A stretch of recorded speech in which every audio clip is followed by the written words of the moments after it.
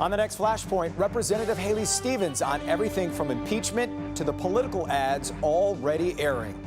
Flashpoint today at 10, only on Local 4. Our biggest Columbus Day sale ever is going on now. Huge doorbusters. King coil, any size, $198. Sealy, $298. Beauty Rest, $498. Only at Art Van Furniture and Mattress and all our Pure Sleep stores. Shop it today. I'm Florine Mark, back with new inspirational stories, new fitness tips and recipes, new motivation for healthy living. All new Ask Florine. They're one-of-a-kind stories of special people, places, and events in and around the city. Uniquely Detroit. Sponsored by BJ's Wholesale.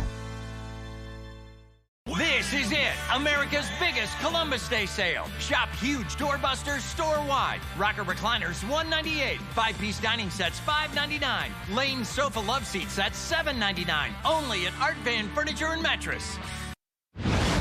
Her stances on everything from impeachment to gun laws are making Representative Haley Stevens the target of ire and ads now. She's here to talk about it all. And that impeachment inquiry sets up a constitutional clash. Today's Sunday, October 13th, 2019. This is Flashpoint. Happy Sunday, everybody, and welcome to Flashpoint. I'm Jason Colthorpe. Devin taking the week off. Let's start with some numbers this morning. It's only been 11 months since we went to the polls. Just 283 days since the 116th Congress was sworn in. And yet there are already ads on the air attacking two local congresswomen. There are also ads airing that support them. It all adds up to the fact that election season keeps getting earlier and earlier. We're going to talk about that with one of said congresswomen, Haley Stevens. We'll also talk to her about the impeachment inquiry, whether she's in favor of a floor vote, as Republicans now want, and what she is saying to her constituents who say the president is doing a good job and the Democrats need to back off, and if they don't, they're going to get voted out.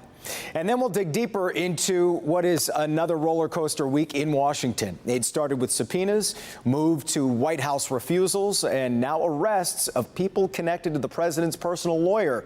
Judging by the president's rally this week, though, he's not worried about it. Should he be? We'll get our panel's thoughts on that, as well as the situation in Lansing as the governor tries to negotiate back millions of dollars she line item vetoed away. Lots to talk about. So let's get started this morning on Flashpoint.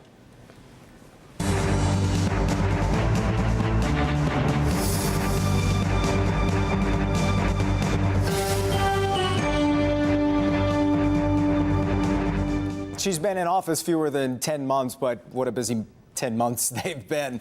Democratic representative from the 11th District, Haley Stevens, is my first guest this morning, and welcome. Thanks for being here. Thank you so much. Let's dive right into it. Of the Michigan delegation, you were one of the last Democrats to jump on board the impeachment inquiry. Why?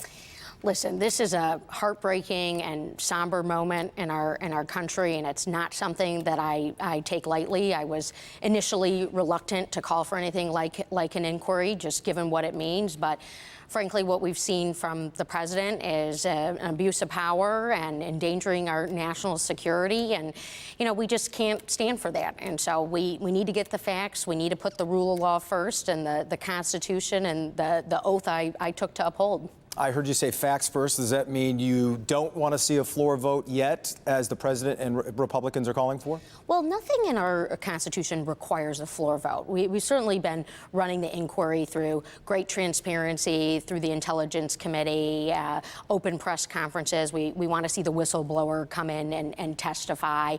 But I think how we're doing this is the right approach for right now. You've been home for a little while talking to constituents. Clearly, there are a lot of Trump supporters in your district. What do you say to them when they push back on this and they say this is not what you should be doing? Yeah. Well, look, everyone wants those in elected office to succeed because their success is our success.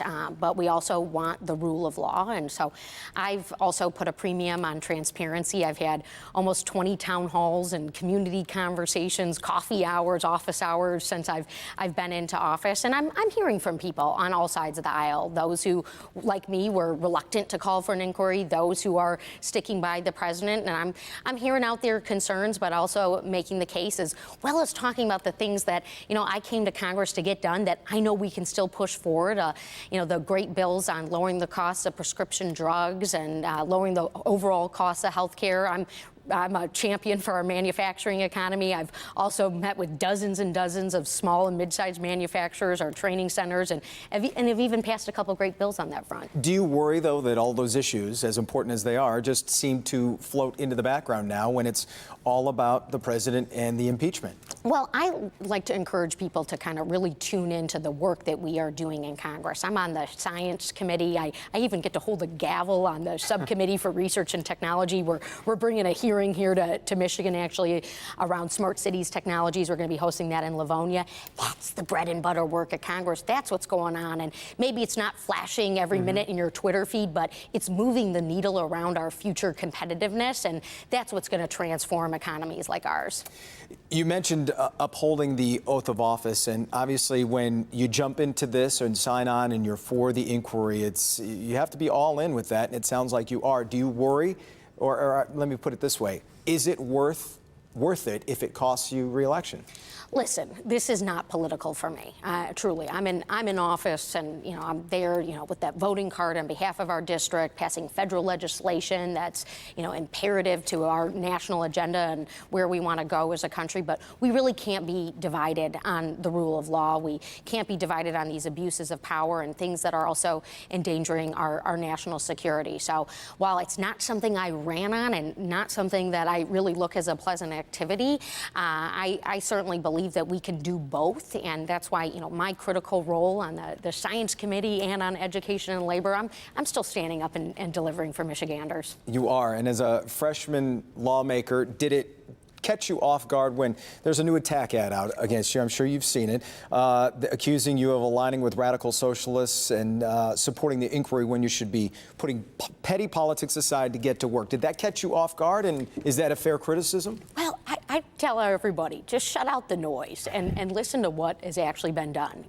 I've passed a piece of legislation, bipartisan, bicameral bill, building blocks of STEM Act to support early childhood education, to study that gender gap in the technology fields, the American Manufacturing Leadership Act. That's another bill I passed with two congressmen from Ohio. I told everyone this is the only time Michigan and Ohio are coming together to win anything, but we're doing it. We're moving the ball forward, and particularly as a Great Lakes region as well. So, in terms of the delivery agenda, I'm proud of what I've been able to accomplish thus far in Congress, and I'm certainly not stopping. You jumped into the gun debate, and I think this surprised a lot of people, that you would hold a town hall at a gun range to talk about gun safety and guns, period. And it got pretty contentious. How did you come up with that idea to do that? It seemed a little risky. Well, listen, this is an issue that people are passionate about on both sides. Certainly, we respect the Second Amendment and the great sport of hunting and riflery and these traditions that we have here in Michigan. And in fact, the location that we were at, it reminded me of where I went to summer camp. I grew up doing those things, so we were there to talk about gun safety and also some of the legislation that we've put into place that 90% of the American public wants to see, which is the background checks, the universal background checks. We've passed that through the House. It's sitting on Mitch McConnell's desk. Let's get it passed. Let's save lives. Let's close those loopholes. Let's make sure we're prosecuting those who are lying on their background checks, lying and trying. That's another bipartisan bill that I'm working on. And my constituents know I'm there for them. I'm certainly going to be doing the right thing to get us the best outcomes for the safety that we want to see in our schools and in our communities. Is it easy to do that when the conversation itself is so difficult? I mean, even at the town hall, you could see it ends up people shouting at each other. Can we even have a civilized conversation about guns anymore, about anything, really? One of the best things, I think it's to come out of the dialogues that we have in our districts and with our constituents is, I had a woman come up to me. She was at that town hall, and she said, "I'm a gun owner." I think she might have even been a member of the club. I'm not sure. And she said, but I want this common sense gun safety legislation. And so, there were conversations that have continued, coming out of that. And, it's part of I've heard from some of my colleagues, and they said, hey, yeah, we're going to keep working towards getting getting these bills passed. You know, we've gone over and tried to talk to Senator McConnell, ask why there's this stopgap right now in our Congress. This is not how our founders intended this, Jason, right? Our founders didn't intend to send, 435 people to the House of Representatives, 100 to the Senate, just for us to stall. It's not legislating through the lens of I. We are there for the people. That's what the House of Representatives want. And, I'm a, an elected official who's right there in the trenches with my constituents, hearing everything and anything that's on their mind. Let me get your take on a couple of things before I let you go. As we tape this, the GM UAW strike continues. It seems like they're making headway. As somebody who was on the auto bailout Obama team, what do you think the UAW and GM each need to do to end this? Yeah, well, I try not to interject in the day-to-day management decisions of either enterprise, but I will say something, which is somebody who cares passionately about the value of work. Our best-in-class workforce here in Michigan, selling product to, 98% of the consumers that even live outside of our country's borders. That's so important, but we want to make sure that work is actually valued, and that's something that we're hearing from the workers here. Let me ask you about tariffs real quick. As with a manufacturing background, is this trade war worth it if it levels the playing field? So we've long known that we needed to get tough on China. What we also know is that we don't want to go do it alone. So the unilateral approach that we've been taking on China at the expense of consumers, at the expense of our manufacturers, it's costing all of us. And I talk to way too many of these companies who are saying, my margins are too tight, I'm scared for what's ahead, I might be going out of business. That's not the right policy for Michigan's economy. All right. Haley Stevens, we appreciate your time this morning. Thank you for being here. We'll be back with the Roundtable on this Sunday. Stay with us.